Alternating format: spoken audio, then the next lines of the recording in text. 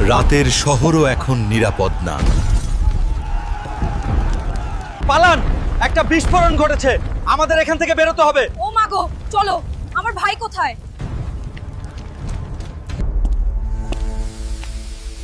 অন্ধকারে নতুন হুমকি জন্ম নিচ্ছে ইতি।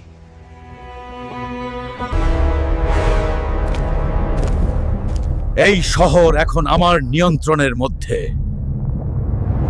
আমি এই শহরকে রক্ষা করব।